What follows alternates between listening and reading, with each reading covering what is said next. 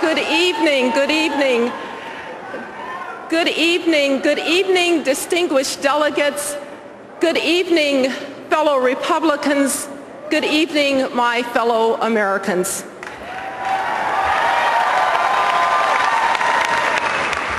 We gather here at a time of significance and challenge. This young century has been a difficult one. I can remember as if it were yesterday when my young assistant came into my office at the White House to say that a plane had hit the World Trade Center, and then a second plane, and then a third plane, the Pentagon. And later we would learn that a plane had crashed into a field in Pennsylvania, driven into the ground by brave souls who died so that others might live.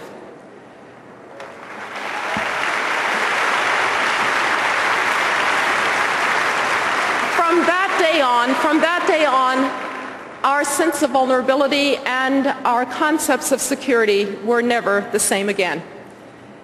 Then in 2008, the global financial and economic crisis would stun us.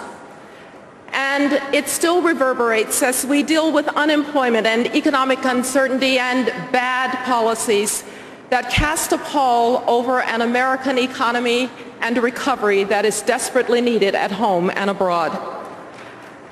And we have seen that the desire for liberty and freedom is indeed universal as men and women in the Middle East rise up to seize it. Yet the promise of the Arab Spring is engulfed in uncertainty. Internal strife and hostile neighbors are challenging the young, fragile democracy of Iraq. Dictators in Iran and Syria butcher their people and threaten regional security. Russia and China prevent a response. And everyone asks, where does America stand?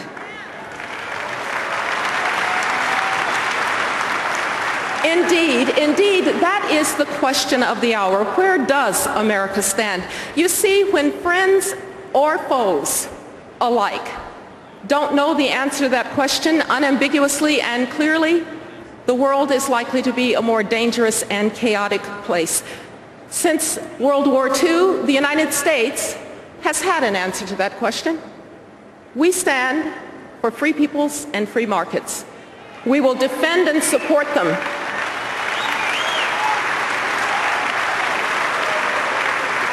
We will sustain a balance of power that favors freedom. Now, to be sure, the burdens of leadership have been heavy. I know, as you do, the sacrifice of Americans, especially the sacrifice of many of our bravest in the ultimate sacrifice. But our armed forces are the sure shield and foundation of liberty, and we are so fortunate that we have men and women in uniform who volunteer. They volunteer to defend us at the front lines of freedom, and we owe them our eternal gratitude.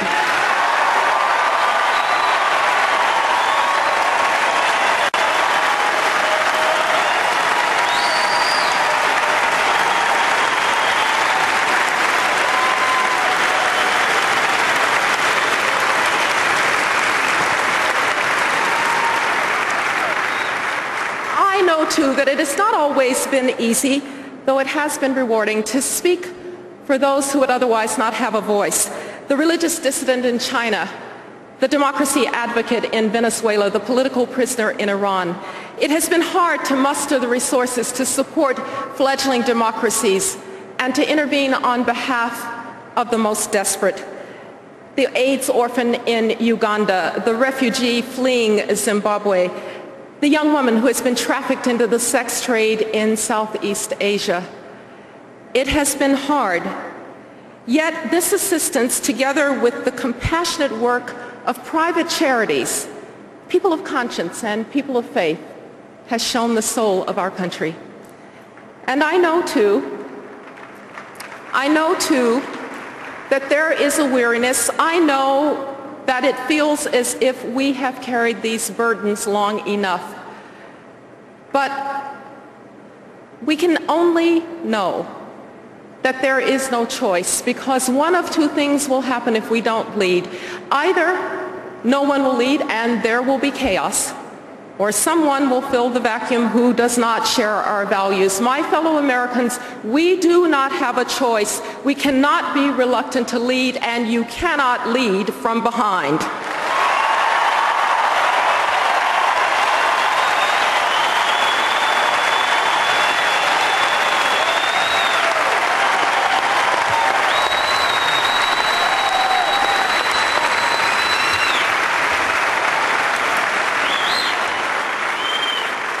Mitt Romney and Paul Ryan understand this reality.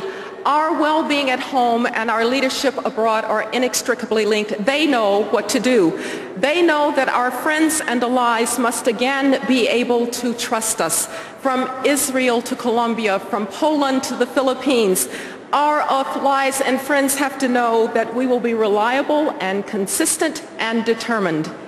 And our foes can have no reason to doubt our resolve, because peace really does come through strength.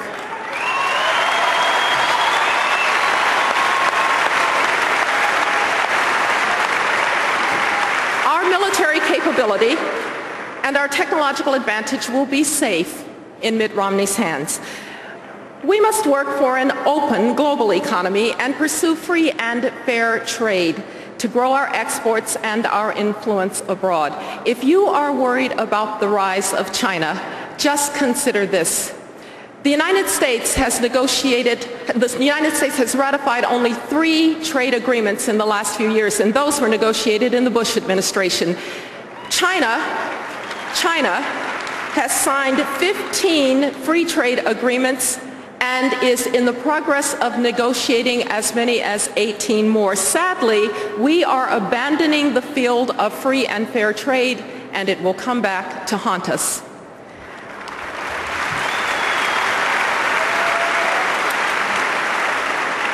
We must not allow the chance to attain energy independence to slip from our grasp. We are blessed with the gift of oil and gas resources here in North America, and we must develop them. We can develop them sensitively, we can develop them securing our environment, but we must develop them.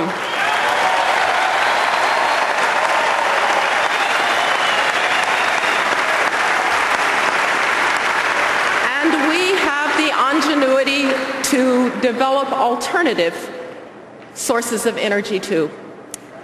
But most importantly, Mitt Romney and Paul Ryan will rebuild the foundation of our strength, the American economy, stimulating private sector growth and stimulating small business entrepreneurship.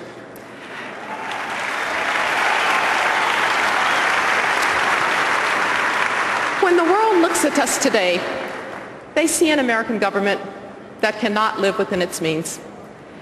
They see an American government that continues to borrow money that will mortgage the future of generations to come. The world knows that when a nation loses control of its finances, it eventually loses control of its destiny. That is not the America that has inspired people to follow our lead.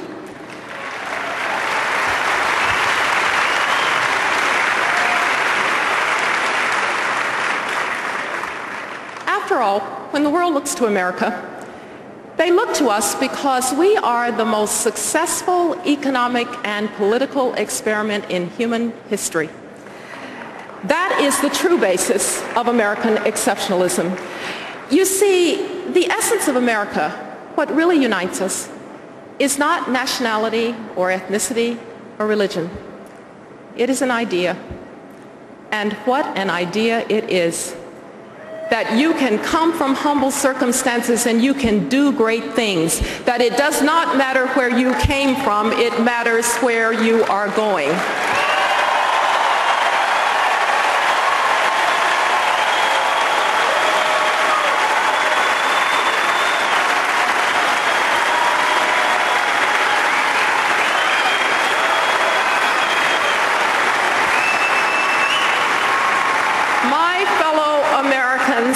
Ours has never been a narrative of grievance and entitlement. We have never believed that I am doing poorly because you are doing well. We have never been jealous of one another and never envious of each other's successes.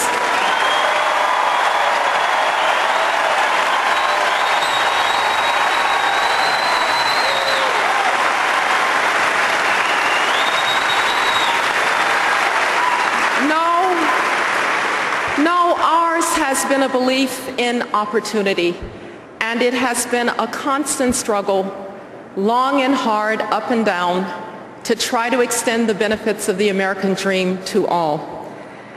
But that American ideal is indeed endangered today.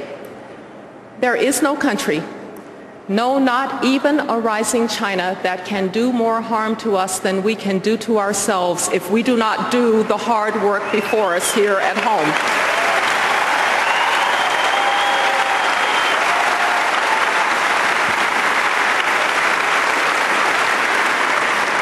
More than at any other time in history, greatness is built on mobilizing human potential and ambition. We have always done that better than any country in the world. People have come here from all over because they have believed our creed of opportunity and limitless horizons. They have come here from the world's most impoverished nations just to make a decent wage. And they have come here from advanced societies as engineers and scientists to fuel the knowledge-based revolution in the Silicon Valley of California, in the Research Triangle of North Carolina, along Route 128 in Massachusetts, in Austin, Texas, and across this great land.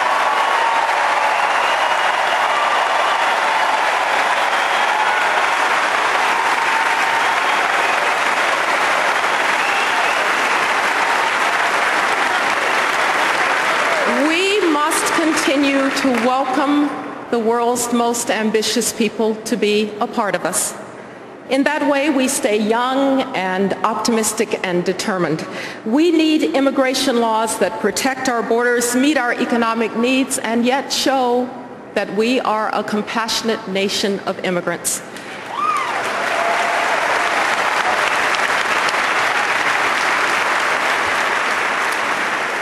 Been successful too because Americans have known that one's status at birth is not a permanent condition. Americans have believed that you might not be able to control your circumstances, but you can control your response to your circumstances.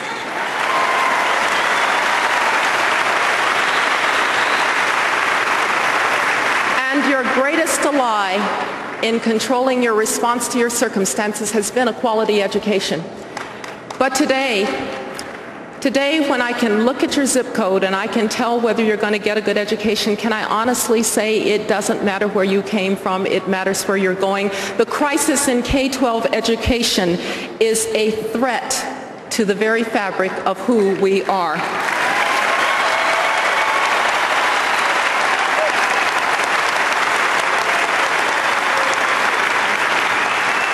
My mom was a teacher. I respect the profession.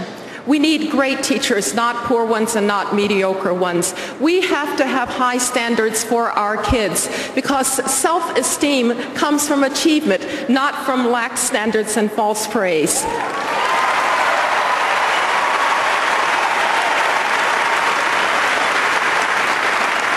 And we need to give parents greater choice, particularly poor parents whose kids, very often minorities, are trapped in failing neighborhood schools. This is the civil rights issue of our day.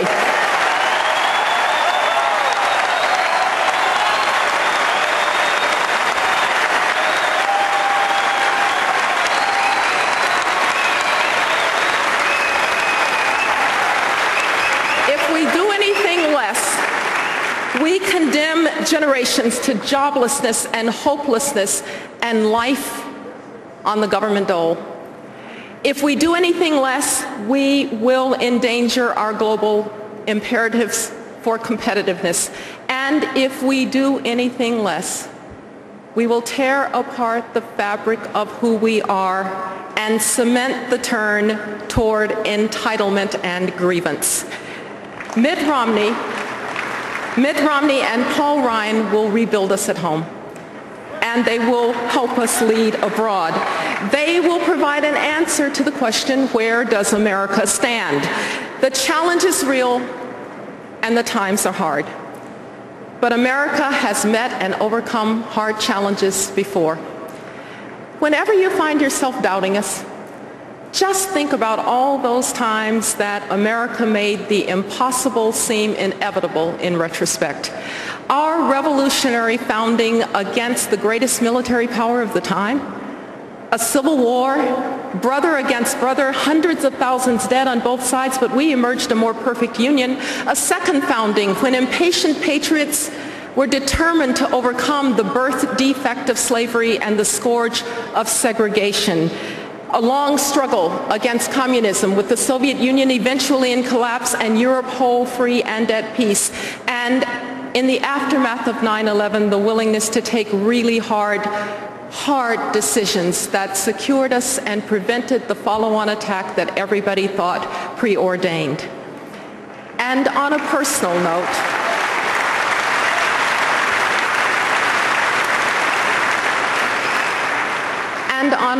note, a little girl grows up in Jim Crow, Birmingham, the segregated city of the South, where her parents can't take her to a movie theater or to a restaurant. But they have her absolutely convinced that even if she can't have a hamburger at the Woolworth's lunch counter, she could be President of the United States if she wanted to be, and she becomes the Secretary of State.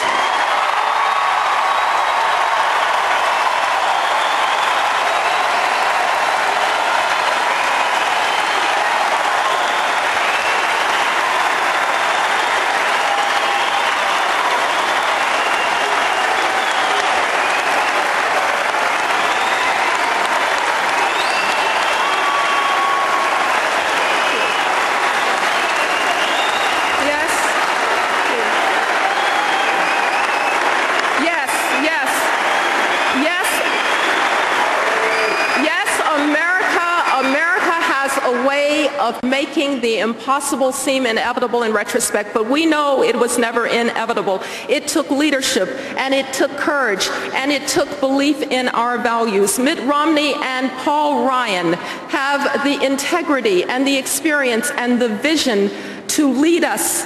They know who we are. They know who we want to be. They know who we are in the world and what we offer.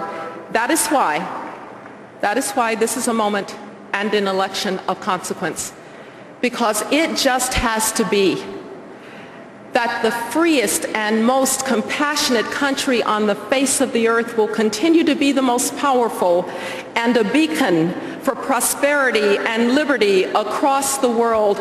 God bless you, and God bless this extraordinary country, this exceptional country, the United States of